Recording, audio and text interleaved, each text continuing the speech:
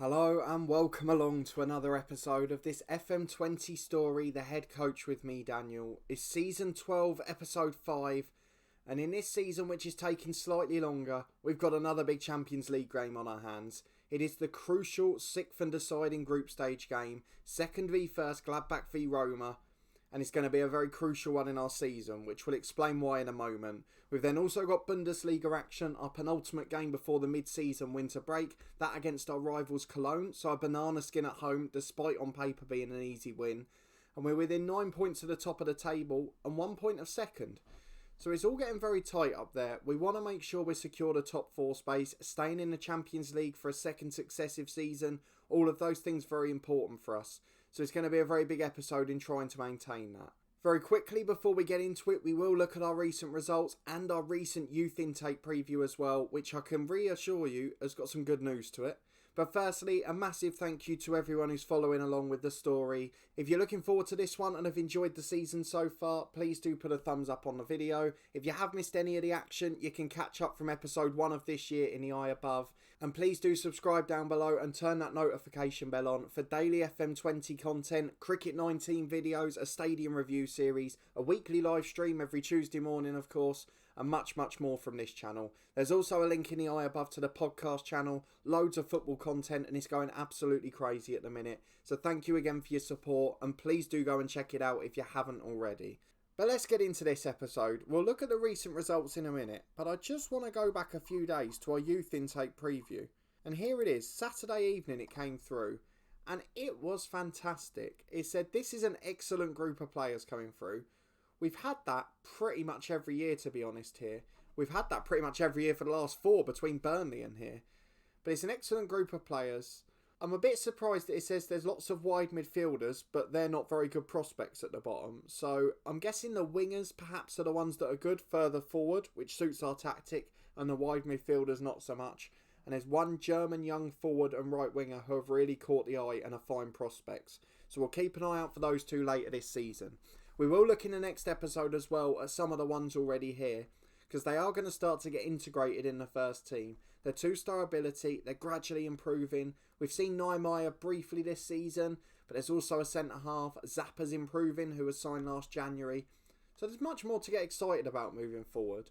But let's very quickly have a look at our recent results, and in this episode it's going to be focused on the pitch. We've had 4 games on for camera since the last episode, and we have been scoring goals galore, including against one of our top 4 rivals. So Ingolstadt were the first opponents, a 4-0 victory. Kawakita opened it, Pinamonti with a brace, and Alexander Bittel back amongst the goals. Away at Fenerbahce in the Champions League, Palika came back in up front, scored a goal as he always does. A Brian Gill hat-trick, that's 4 goals he scored against us this year now, but Vera and a later Bengal getting us back on terms, and that could be crucial going into today.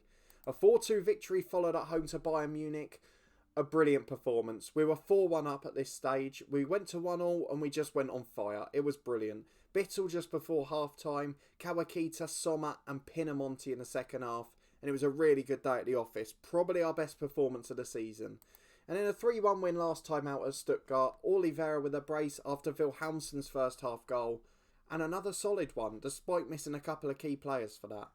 But into the Roma game today, and we need to have a look at our Champions League group. And the reason for that is a draw gets us through. We did better at Fenerbahce because we got more away goals. A 3-3 draw was a brilliant result. It means if Fenerbahce beat Salzburg, which we're expecting, and we draw at home to Roma, we are through on goals scored and goal difference and head-to-head record. It also means if Fenerbahce are held to a draw and we lose, we can get through still. The only way we go out is if we lose and Fenerbahce win. So a point against Roma crucial because we're assuming that Salzburg aren't going to get the result. Of course, they are at home, the Austrians, so hopefully they'll be able to do us a favour. But we're not going to count on it because, let's be honest, they've been the whipping boys of the group. They might have given us a scare, but we should have been beating them more comfortably. We'll then be back for Cologne. That's in 3 days' time on Friday night. A bit inconvenient for us. We get it for TV reasons, but unfortunately, it probably means we'll have to rest a few for that. 45,000 through the gate today. I'm surprised it's not a sellout, and both teams here in excellent form. Who knows, Syria might be our next move. We've got Kawakita slightly tired, but I'm risking him today. We'll drop him at the weekend if we need to. But I have still got a little bit of mixed emotions about this. Because although getting to the last 16 of the Champions League would be an incredible achievement, the board never expected it, we were 4th seeds in the group, we have got to bear in mind that if we drop into the Europa League in 3rd place, we'd probably actually be one of the favourites for it, and I'd expect us to compete for the trophy. And then you've got that sort of way up. If we're looking for a big job offer next summer, does a Europa League win look better than a Champions League last 16 place? I just don't know. So we'll wait and see. But this is the 11 we've gone for today. It is our first 11. You could argue the striker, you could argue the goalkeeper position. But I've brought Maximiano back in goal, Martinevski and Wimmer the fullbacks, with Jovanovic back from injury alongside Kawakita, Wilhelmsen and Sommer the central midfielders, Pinamonti, Abeng and Vera the attacking midfield 3, and Palika up front on his own, with Bittel forced to sit on the bench today. Just 7 subs in the Champions League, so a little bit less to choose from. But let's go and try and dominate this game and make sure we get at least a point. 4-2-3-1 as our visitors match us up. A couple of real players in there, but it is a largely regen-based team. No real surprises this far into the game. We're going to ask the lads to pick up where they left off. They've done really well generally. I can't even find a team talk there. There it is. Most of the lads motivated. Big tunnel interview. We'll do our usual. Second option's always the best. Kawakita tired, but the skipper's on the pitch, and hopefully he can lead us to glory. Nothing happened in the other game yet, but as Roma go on the attack, they have taken a lead. Oh, that's not a good start. First shot of the game. We're going to have to drop to balanced, aren't we? Because we're getting overrun there. No, in fact, we'll leave it 10. We're behind now. Not the best. So we've now got our eyes on Salzburg v Fenerbahce. We need a result here. We've dominated the possession. Look at that. 25 minutes gone. We've had over 80% of the ball. Zapelli's picked up an injury for Fenerbahce. And we're going to demand more. But we've been on top and not had any highlights to show for it. 2 quick goals over in Austria. It is Salzburg 1, Fenerbahce 1. Brian Gill opened the scoring, but Salzburg almost immediately back on terms. And as it stands, we still sit in 2nd place. And here's Wilhelmsen in the centre circle in possession. He's got 2 over on the right, keeps it himself, then finds a Beng. Short ball to Vera, and then the overlapping Martinevski. To the byline on the right. A Beng's inside him, delivers to the back post. Pinamonti down, Palika heads in. The centre forward scores again. He has been brilliant in the Champions League, and he is asserting his place as a top striker. It has provided great competition. And at half time, we're back on terms at 1-1, and Salzburg have had a penalty. They have taken a lead. It is Salzburg 2, Fenerbahce 1. And as it stands, we are going through very comfortably. It's going to take a large turn of events for us to not make it now. So let's go and tell the lads to dig in, and hopefully, despite the nerves, they can nick a result. Throw into Roma on the left-hand side. Been a really positive start to the second half for them as we head away to Wilhelmsen. Can we now lick a lead and then sit behind it? Palika's the man to do it. Sarging down the right, he's beaten the challenge. Into the box and shoots. But it's straight at the keeper. Not the best effort, but he's done a really good job with that one. So we are going to drop to balance now. It's something we've struggled with a bit this season. The first 15 minutes of the second half, we've often conceded goals. But we've managed to get through that now. We're keeping an eye on Salzburg. It's still 2-1. Everything looking really comfortable at the moment. So with just 20 minutes left, let's make some changes. Oliveira will be replaced. Salih Hassan will come on for him. We've got nerves in midfield. Wilhelmsen's tired as well. So Sommer drops in and Jimenez will go as the Mazzala. What are we going to do with a third? Pinamonti, I think, for Bittel. Let's try and get these lads on and see if they can lead us to glory. We're going to encourage them because there's a few nerves there. It's made absolutely no difference. But Fenerbahce's still losing, so there's nothing to be worried about. We are going to get through to the last 16 of the Champions League. Salzburg have got a third. We can relax now. And can we nick a winner to wrap this up? Here's Sommer. Back to Martinevski. We can celebrate the last 16 tie as it's into Bittel. Oh, we've taken the lead. What a finish that was. Oh, VAR's ruled it out. We didn't see the highlight. It seems bizarre that that's changed that quickly. We didn't even get to see the decision-making process. Bittel's made a good challenge at right back where he somehow found himself. But that was a very strange ending there. It was a great technique to get the volley in, but unfortunately adjudged to be offside. Salzburg have got a fourth now. Fenerbahce must have been chasing it and have completely thrown it away as Roma have got a chance to get a winner. A Ben clears downfield and it is a 1-1 draw. An even game, a decent performance, a good result, and crucially a brilliant one for us in the other game. We are through to the Champions League last 16 and we'll have a draw for that in a moment. So there we go, it's Roma that are adjudged to have holed out for a draw. We have qualified for the first knockout round, and obviously we've got the Kawakita fitness problem. We're going to go and rest him for a day. Just see if we can get him fit for Friday for a big game against Cologne. We'll deal with a press conference off camera in a moment, and we will be back for the Cologne match. And then we've got a bonus at the end of the episode. We'll have the Champions League last 16 draw too. See you in a minute for those. Here we go then. It's the Rhein derby. It is Gladbach v Cologne. It's Friday night. We haven't had much recovery time, but we're against a mid-table side in inconsistent form. Surely we can get the result. Kawakita has passed a fitness test. Wimmer at left back has not. Do we gamble on this one? We've got 8 days off after. Oh, that's a tough one. No, I'm going to play him. Jelly will take up a place on the bench, as will Bales, and as will Sekal Jika if we can find a spot for him. Maybe Bales does have to miss out. He's going to drop off the bench. He's not played well when he's come on. He's not fit. We'll try and get him fit over winter. In terms of the two problematic positions, Palika can't be dropped. He scored a good goal in the Champions League. Maximiano played well in a good defensive display. Those two are going to keep their places. So as a result, the starting 11 is identical. Let's just go and get into the derby, shall we? 4-3-3 for our visitors. Cologne looking a good side. They've got the skipper Wirtz up front still. They are in central midfield. Swatserda. I recognise that name, but otherwise a full team of regens again. So let's go and talk to the lads. We should be in control of a game like this, but we've had a few disappointing draws this year, and I don't want to get too excited. Most of the lads confident, most of them motivated, but you saw the nerves creep in against Roma despite a relatively low pressure situation. So let's see if the same happens here. I think it's fair to say we've had the early possession, territory and chances, but nothing on camera, and we've got a chance now to build an attack. Wilhelmsen dropping deep as the playmaker, out to the tired left-back Wimmer, and finds Wilhelmsen again. Space to run into, Cologne dropping off, just 2 banks of 4, and Wilhelmsen's going all the way down the left here. Inside to Sommer, finds Vera. Time to shoot, finds a bang, he does shoot and he puts it in the top corner. Kennedy a bang, the wonder kid, what a finish that was. And with 11 minutes on the clock exactly, it is Gladbach 1, Cologne 0. What a start to the Friday night derby. And we start the second highlight in exactly the same position of the first. It's Wimmer who throws into Pinamonti and a chance to build from the left. It's Jovanovic inside to Kawakita. On a yellow again the skipper finds a bang the goal scorer on the right. And can he spark this attack into motion? He can't, he's challenged. The tempo's a bit slow. But I guess with the lead we can't be too disappointed as we start this pattern along the back again. Looking a bit like one of the old England international friendlies this. As we pick it up with Martinevski and now Vera. Wilhelmsen, we just need that one ball and this might be it. Pinamonti to Sommer. Back to Wilhelmsen. Lovely switch to Wimmer.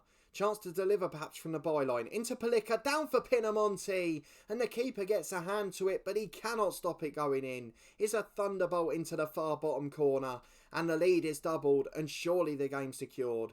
Half an hour gone, Borussia Mönchengladbach lead 2-0.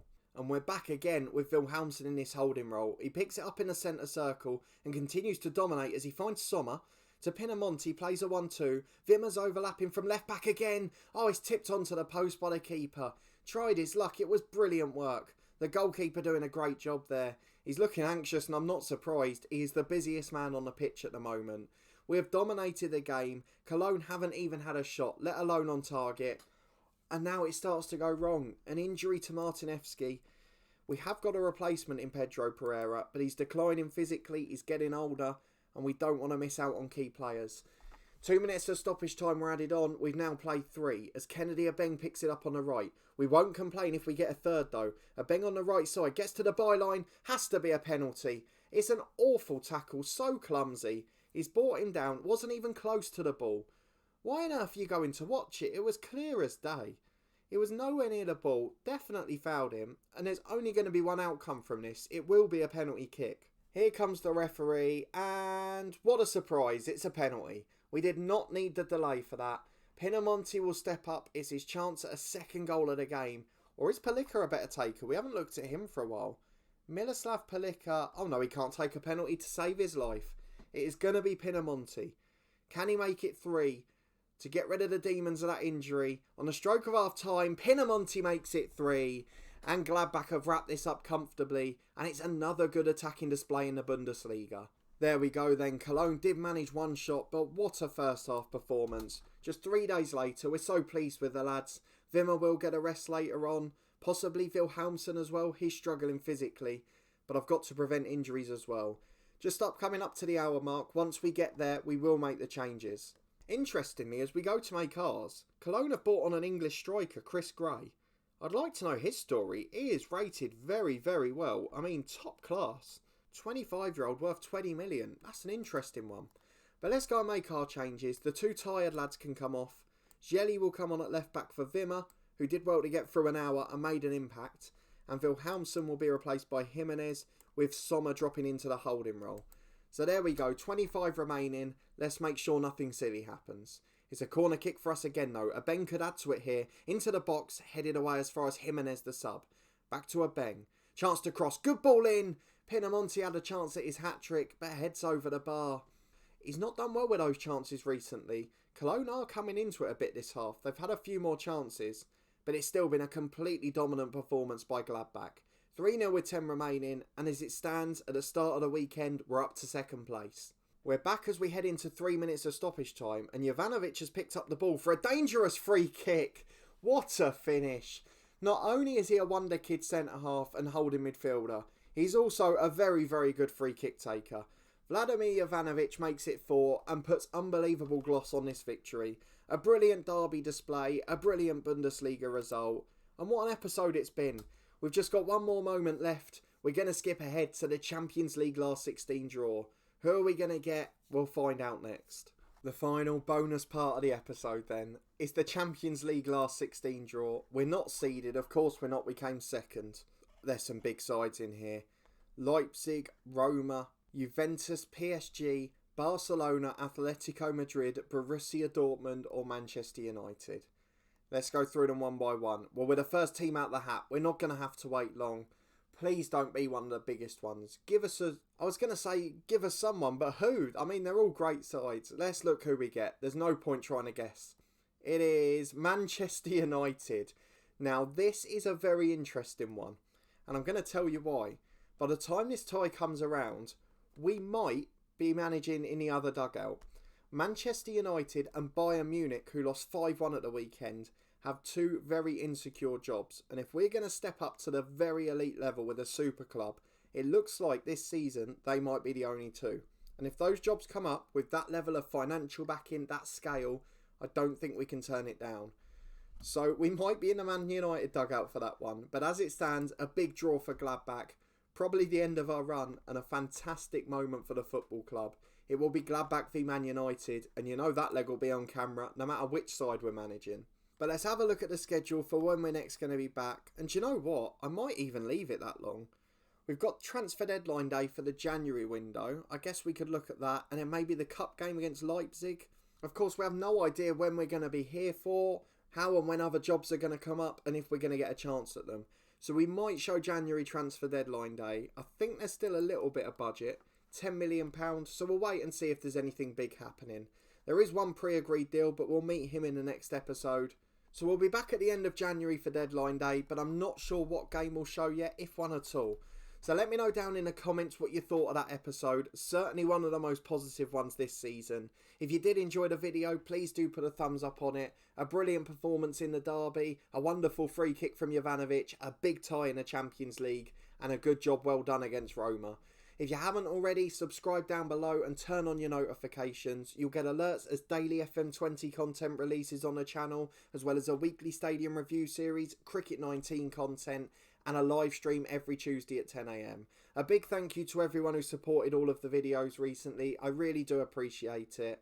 And of course, as I mentioned earlier, please do check out the podcast channel if you're a football fan. There's a link in the eye above. We've got loads of interviews with current and former professionals from all different levels of the game. We've got weekly predictions for the championship and big playoff ones as well. We've also got topical podcasts, and there's some matchday vlogs there back from when we could go to football. So please do give them all a try. Let me know what you think of them. Thank you for joining along for this crucial episode with Gladbach, and hopefully I'll see you next time for a big one in the transfer window, as our director of football gets the chance to go mad again.